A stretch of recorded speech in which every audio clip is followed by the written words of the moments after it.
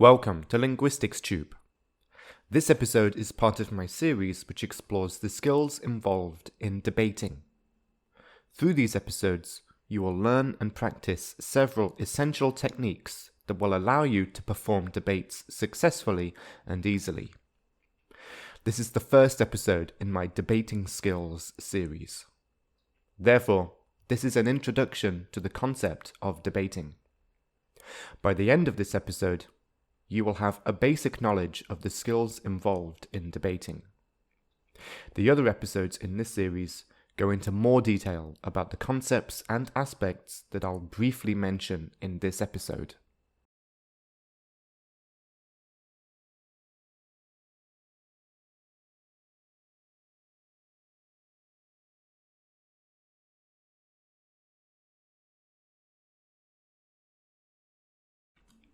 I highly recommend that you firstly watch my series about public speaking skills, if you haven't already done so. But why? Well, public speaking and debating are actually very similar. In fact, if you study these at school or university, then they are probably taught together as two parts of the same course. So, if you have already studied public speaking, then in a debate, you will use all of the skills that you learned, practiced, and used in a public speech.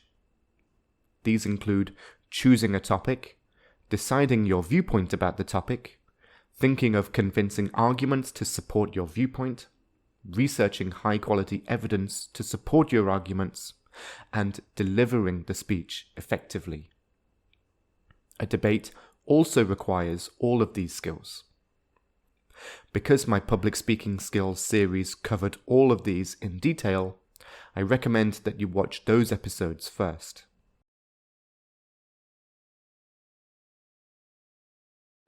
So, from what I've said so far, a debate and a public speech sound identical, because they use all of the same skills. But they are of course different, and the main difference between them is that debating requires another skill that public speaking doesn't. Please pause the video and try to think of the additional skill. Continue when ready.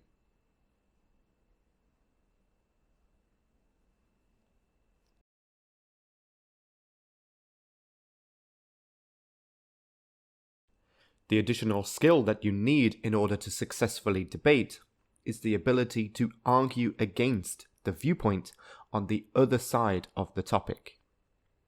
This isn't needed in a public speech, because only one side of the topic is presented and supported, and there is no opportunity for the audience to attack the speaker. However, in a debate, there are of course two teams who hold opposite viewpoints, and their roles are to support their own viewpoint and argue against or attack the other team's viewpoint. So, in conclusion, in order to successfully debate, you must be able to use three essential skills. Firstly, you must be able to support your own team's viewpoint with strong arguments and evidence. This is the skill I explored deeply in my public speaking skills series. Secondly, you need to be able to successfully attack the other team's viewpoint with high-quality reasons and examples. And finally, when the other team attacks your viewpoint, you need to be able to defend your viewpoint from those attacks. If you can do all of these successfully, you will be able to debate very well.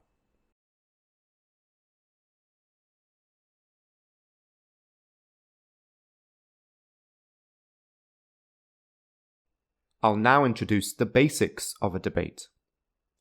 In one debate group, there are two debate teams.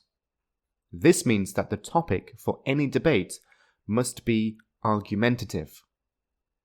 By this, I mean that the topic must have two contrasting viewpoints.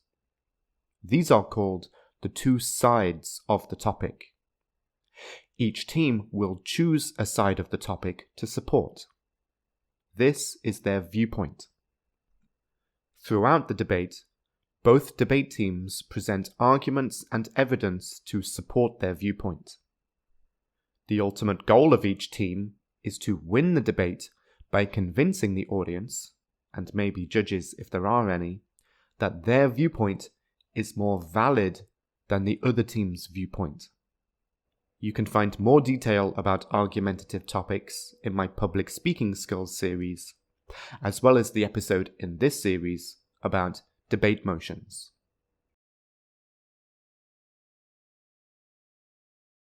Like a public speech, the debate topic must be written as a statement.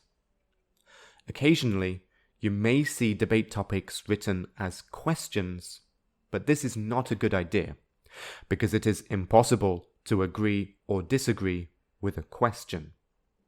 You can only agree or disagree with a statement. Therefore, one of the debate teams will agree with the statement, which is the debate topic, and the other team will disagree with it. Let's see an example.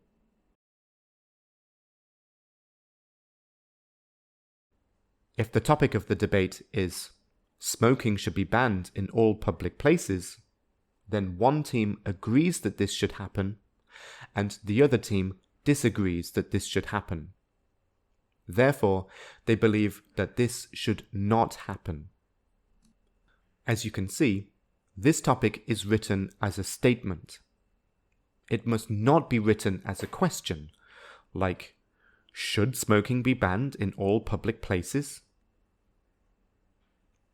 We usually say that one team is for the topic or pro the topic, and the other team is against the topic or con the topic. You may often see these labels used during a debate.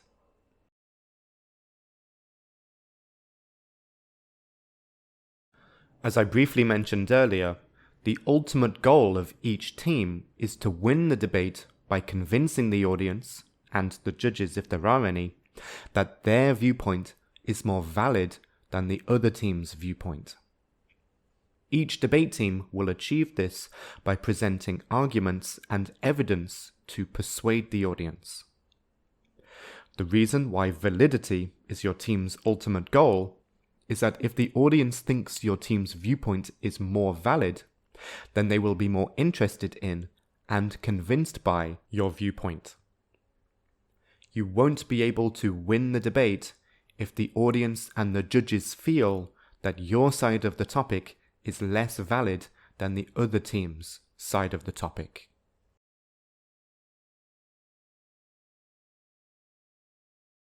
I said earlier that a debate is more difficult than a public speech due to the additional skill of needing to attack the other team's side of the topic. This, as well as the need to convince the audience that one team's viewpoint is more valid than the other team's viewpoint, means that in a debate, each team must work even harder than in a public speech to persuade the audience that their viewpoint is more valid than the other team's viewpoint. This is because the audience is constantly being presented with high-quality arguments and evidence in support of each team's viewpoint. So, the audience can easily decide which viewpoint they are more convinced by. In contrast, in a public speech, the audience only receives arguments and evidence in support of one side of the topic, so it is more difficult for them to decide whether the other side of the topic is more valid. Overall, this crucial difference means that both teams' arguments and evidence need to be even stronger than in a public speech.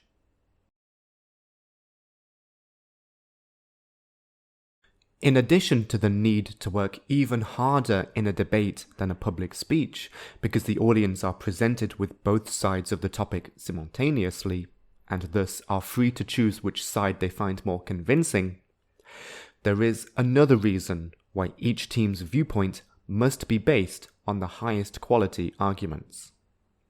This is because, in a debate, you may need to be on the team that is supporting the opposite of your real point of view. This can happen if you need to take part in a debate for a school assignment, because your teacher might randomly put your group members into debate teams, or there might not be an equal number of people who support both sides of the topic. While this might seem annoying, it is actually a very good skill to be able to convincingly support the viewpoint that you personally disagree with. This will naturally force you to base your viewpoint on logical, rational arguments and high-quality objective evidence. You can find examples of these in my public speaking skills series. In contrast, if you support the side of the argument that you personally agree with, then it is more difficult to ignore your personal opinions in this situation, and thus easier to accidentally create arguments and evidence based on your subjective personal feelings, your emotions, or your anecdotes and experiences and common sense. Needless to say, these are not valid forms of evidence.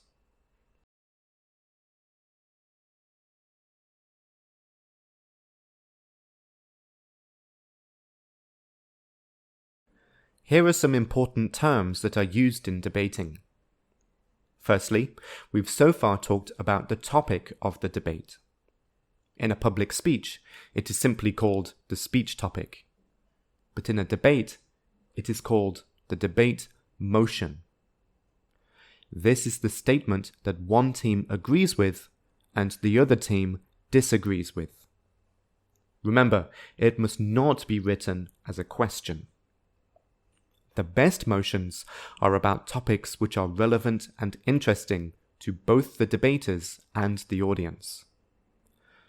You can learn more about the motion in another episode in this series.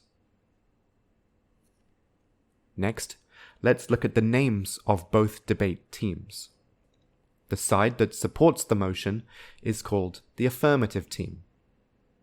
As I said before, this is sometimes called the for side or the pro side. In contrast, the side that opposes the affirmative team's viewpoint and argues against the motion is called the negative team. This is sometimes called the against side or the con side. The final term I'll introduce here is the name of the skill that I mentioned earlier. Specifically, the ability to argue against the viewpoint on the other side of the topic is called refuting or rebuttal. Put simply, this is an evidence-based explanation of why one team disagrees with the other team. We'll learn more about it later.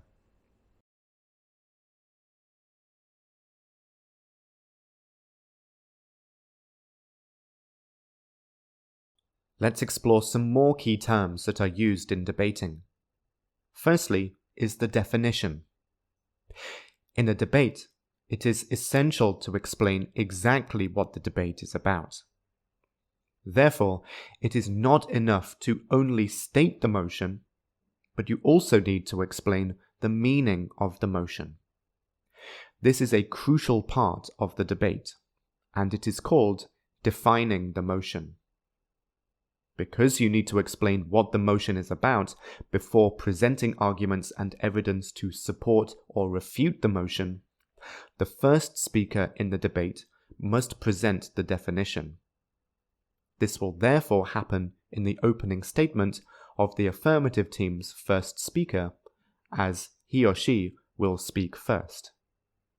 Simply put, he or she must clearly explain what the affirmative team believe the topic means.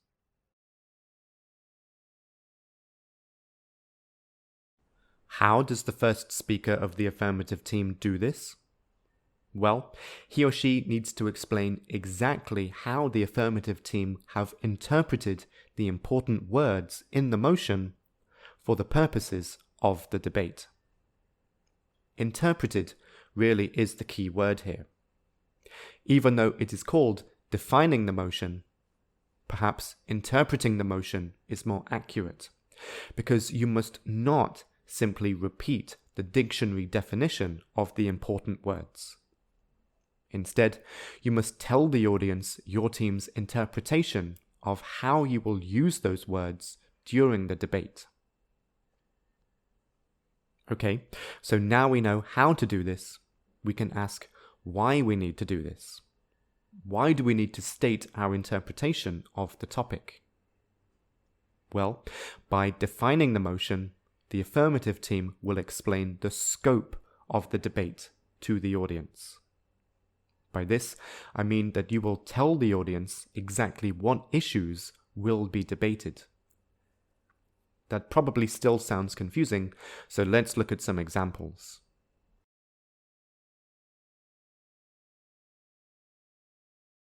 For these examples, I'll use the motion, animal testing should be banned. Firstly, we need to identify the important words in the motion that need defining.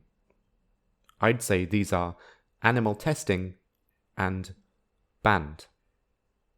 Okay, so now we have a choice between focusing on a few specific aspects of the topic in lots of detail, or debating the topic generally, which allows you to cover many aspects of the topic in little detail. These are called a narrow definition and a wide definition, respectively. If you are creating a debate for a school assignment, then the two debate teams should decide which scope to use during their preparation. But if you did not prepare with the other team beforehand, then during the negative team's opening statement, the first speaker must state that his or her team accepts the affirmative team's definition. One of the biggest disasters in a debate is if both teams do not agree on the definition, and so the debate focuses on different aspects of the topic. If this happens, the debate will be very difficult for the audience and even the debaters to follow and understand.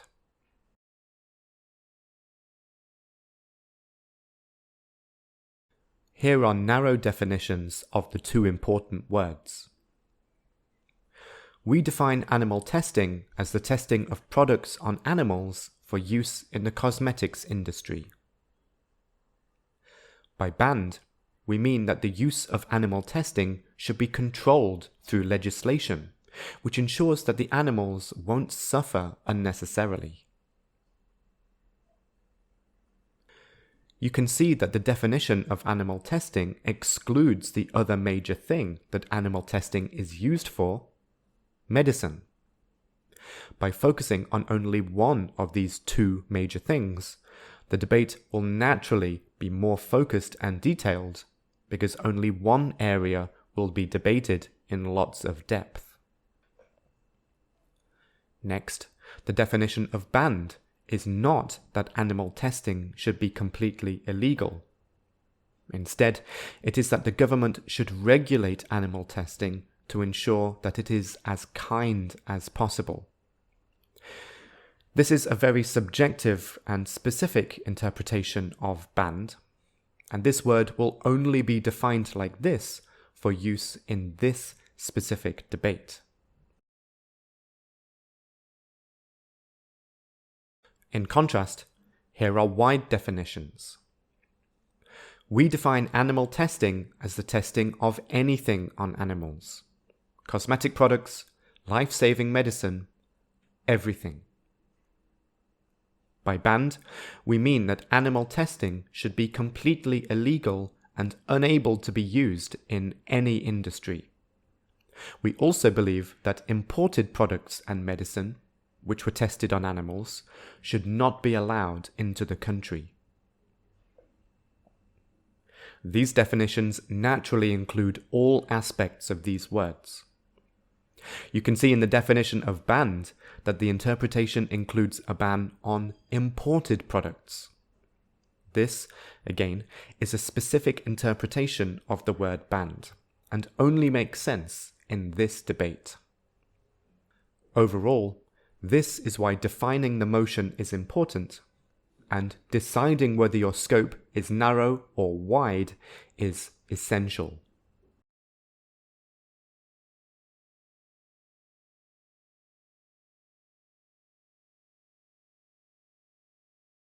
The next important debating term is the team line.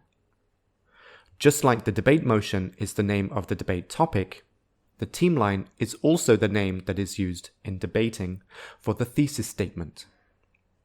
As we learned in the public speaking episode about the introduction section of a public speech, the thesis statement is a one-sentence summary of your viewpoint. In a debate, each team needs to present a thesis statement in their opening statement. Again, as we learned in the video about thesis statements in a public speech, the team line has two parts. Firstly, it briefly summarizes the team's viewpoint. Secondly, it very briefly summarizes the reasons why the team has that viewpoint. In the affirmative team's team line, the first speaker will explain why the motion is true, and the negative team's team line will state why they believe that the motion is false. Like I said, each team's team line will be presented by the first speaker of each team in their opening statements. But this is not the only time that the audience should hear it. In order to emphasize the team's viewpoint, the team line should be repeated throughout the debate by all the team members. This will help to keep it in the audience's mind. Therefore, the team line must sound convincing and confident. Let's look at an example.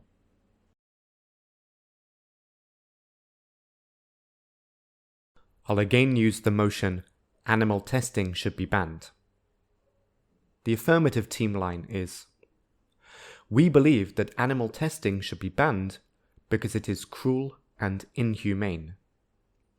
And the negative team line is, "Overall, we believe that the benefits of animal testing outweigh any harm caused, and so it should not be banned."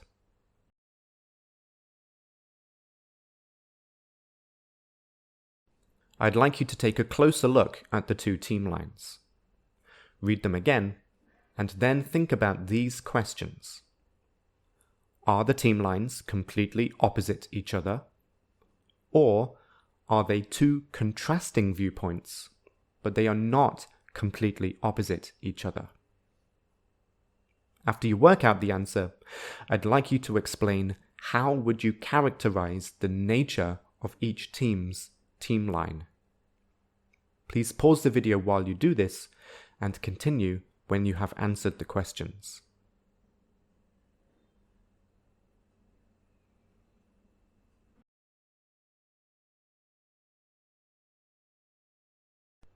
Here are my thoughts.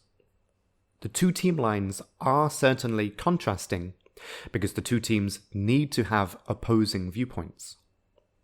However, I feel that the negative team line is not completely opposite the affirmative team's team line.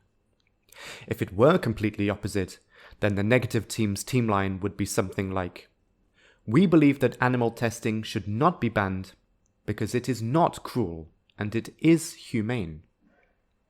This viewpoint is very hard to believe, and thus hard for any team to support, and almost impossible for the audience to agree with. Therefore, the negative team could not choose this as their team line, because it would be extremely difficult to win the debate.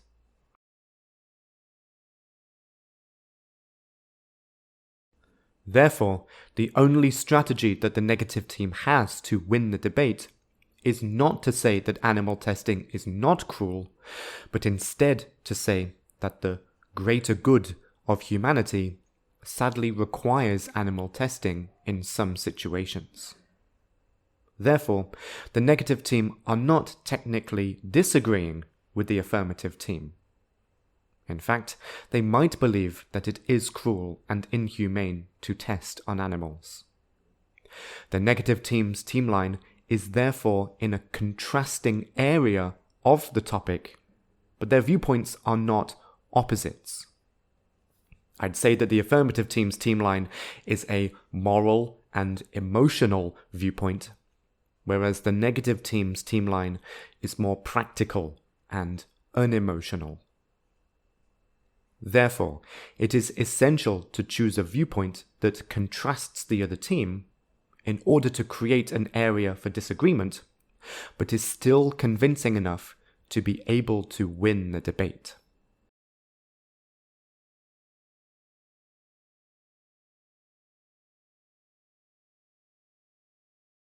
So far, I've mentioned some of the roles that the first speaker of each team must perform, such as defining the motion and presenting the team line.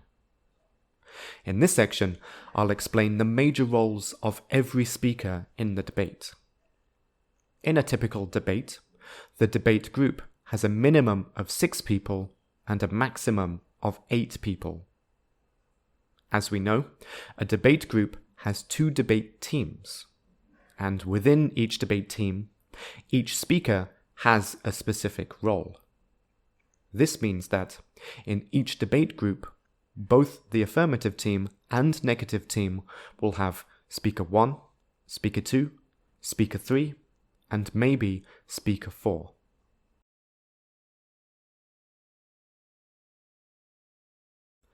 Let's talk through a typical structure for a debate that you might perform for your first debate in a school or university assignment. This is the structure that I use with my debating students. First, the speaker 1 of the affirmative team presents the opening statement. He or she usually has about 2 minutes to do this. Next, the speaker 1 of the negative team presents their opening statement in 2 minutes. In the next major section, both teams' student 2 do the 3 essential things that I mentioned earlier: support their team's team line, refute the other team's team line, and defend their own team line from the other team's rebuttals. Because the affirmative team began the first section of the debate, the negative team has the opportunity to begin this section, and so the negative team's speaker 2 must speak first. Each person speaks for a maximum of 2 minutes, and so this section lasts for 4 minutes in total. This 4 minutes can be divided up in any way. So each speaker can simply talk for one chunk of 2 minutes, or they can speak in chunks of 30 to 60 seconds until the 2 minutes has finished. The next major section is called the free debate. This section is the same as the previous section, but the major difference is that any speaker can speak. Some debates only have 3 speakers on each team, but if your debate has 4 speakers, then the speaker 4 should speak for at least 2 minutes in this section. This section is a maximum of 6 minutes. Finally are the closing statements. The negative team's speaker 3 speaks first for 2 minutes, and finally, the affirmative team present their closing statement.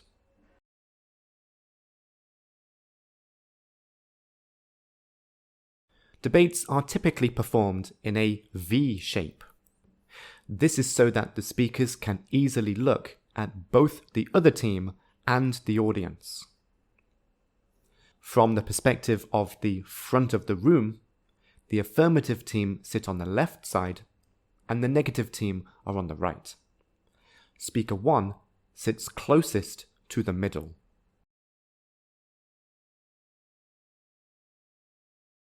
Now that I've introduced the basic structure of a typical debate, let's look at the roles of each speaker in more detail. As you know, the affirmative team's speaker 1 presents the affirmative team's opening statement. It must have 4 parts. Firstly, the speaker should use an interesting hook to introduce the topic. You can learn more about interesting hooks in my public speaking skills episode about the introduction of a public speech. Secondly, the speaker must present the affirmative team's definition of the motion. After this, the speaker must present the affirmative team's team line. And finally, he or she should briefly explain what each speaker in his or her team will do during the debate. For example, you could say, "My colleague, Speaker 2, will present our strongest arguments. Speaker 4 will go into more detail about the reasons for our point of view, and Speaker 3 will bring our discussion to a close." All of this can easily be done in 2 minutes.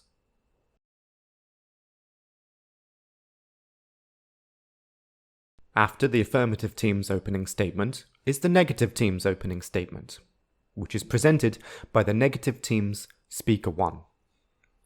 Both opening statements are similar, but there are some differences. In the negative teams, the speaker must firstly use an interesting hook to introduce the negative team's viewpoint.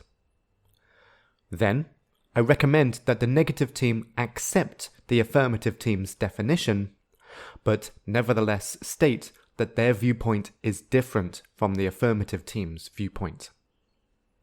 You can learn more about accepting the definition in the episode about debate motions.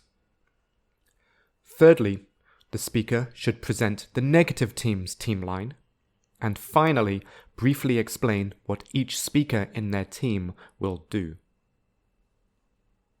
Occasionally, the Speaker 1s attempt to present their team's arguments in the opening statement, but it isn't necessary to say them in detail.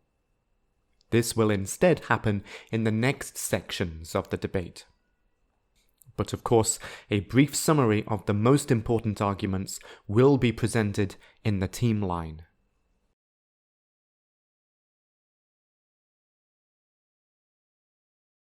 Next, the Speaker 2s from the affirmative team and negative team have 2 minutes each to present in detail one or two of their team's best arguments, along with evidence, detail, explanation, and examples to support the arguments. Why do I say only 1 or 2 arguments? Well, this section is a great opportunity to present a small number of strong arguments in lots of detail. After the strongest arguments are presented in this section, the remaining 2 to 3 arguments can be presented by the other speakers in the free debate section. In addition to presenting and supporting 1 or 2 arguments, each Speaker 2 can ask questions to the other team, who will then answer the questions. Each Speaker 2 can present 1 or 2 rebuttals to the other team's arguments, and they can respond to 1 or 2 rebuttals from the other team by defending themselves against these attacks.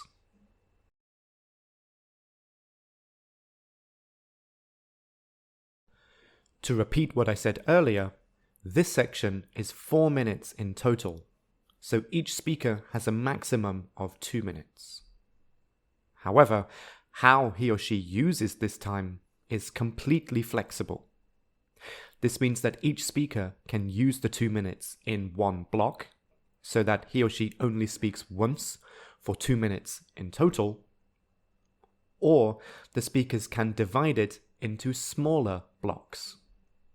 For example, they could speak for 30 to 60 seconds at a time. In this case, each speaker may speak 2, 3, or even 4 times in this section of the debate.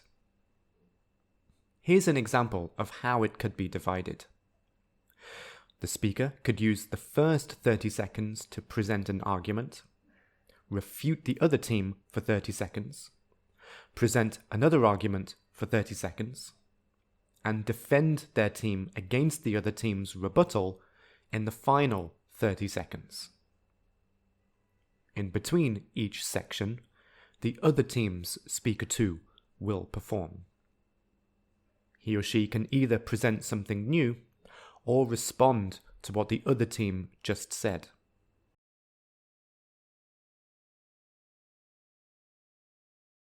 The next major section of the debate, the free debate section, is exactly the same as the previous section.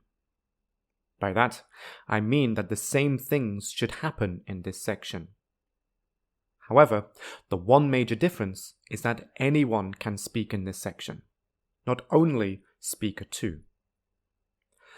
However, if there are 8 speakers in your debate group, and thus 4 speakers on each team, then the speaker 4 should speak for at least 2 minutes in this section.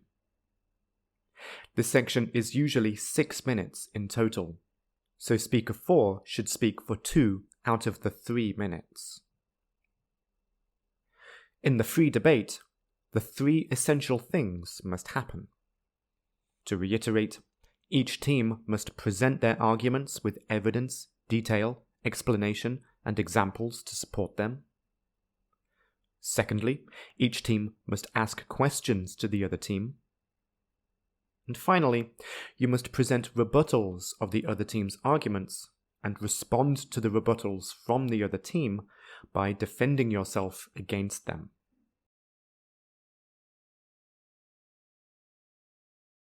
After the free debate, each team will present their closing statements. This is done by speaker 3. A closing statement must have 3 parts. Firstly, each speaker 3 must repeat their team's team line. Then, they should briefly repeat their team's strongest or most important arguments. And finally, they should summarize the weaknesses of the other team's viewpoint. By this, I mean that they should summarize their team's rebuttal of the other team.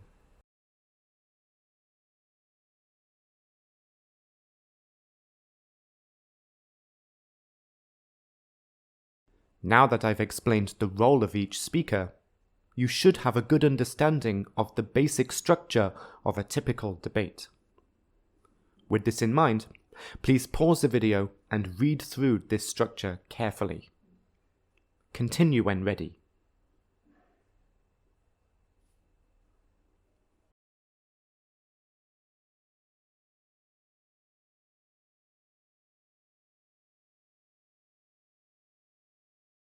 Earlier, when I presented several key words that are used in debating, I briefly mentioned refuting, which is also called rebuttal. Let's now learn about it in more detail.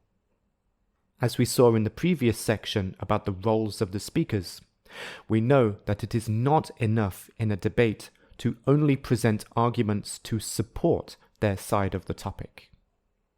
In addition, each team also needs to criticize, attack, and argue against the arguments that are presented by the other team. This is called refuting. Some debaters think that it is enough to simply say that the other side is wrong, but this is definitely not enough. Instead, debaters must explain exactly why the other team is wrong by using high-quality arguments and evidence. By doing this, it will demonstrate clearly and strongly why the refuting team is correct. It is essential during a rebuttal to criticize what the other speakers say in a rational, professional, objective, and respectful way. Therefore, criticize what they say. Don't criticize the speakers themselves. This is a common mistake that some speakers make when they feel like they are losing the debate, or if they simply don't have strong rebuttals of the team, or strong defenses against the other team's rebuttals. Attacking the speakers themselves is known as ad hominem attacks, or more simply, personal attacks. In an ad hominem attack, a speaker uses an aspect of the other team's speaker, which he or she cannot change or control, to say that his or her argument is invalid or weak.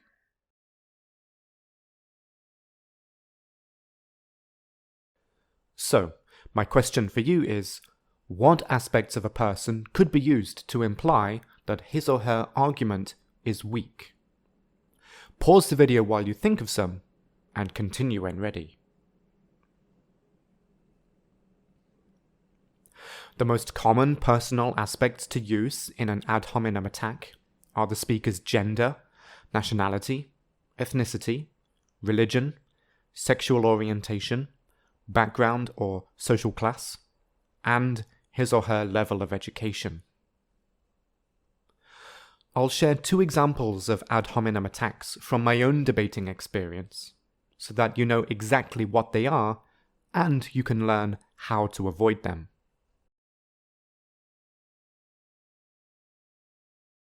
Here is the first example. I was once debating a Muslim on the issue of Islamic terrorism in Europe, and he claimed that I did not have the right to have an opinion because I was not a Muslim and therefore did not understand the religion deeply. This speaker therefore used my lack of religion to claim that my viewpoint is invalid and did not attack the content of my viewpoint itself.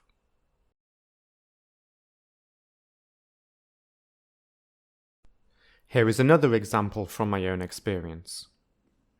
I was once debating a sociology student on an aspect of British society that we disagreed about, and he claimed that because I had not studied sociology at university, my arguments were automatically invalid. This ad hominem attack is commonly used when someone is losing a debate. It is called the appeal to authority fallacy.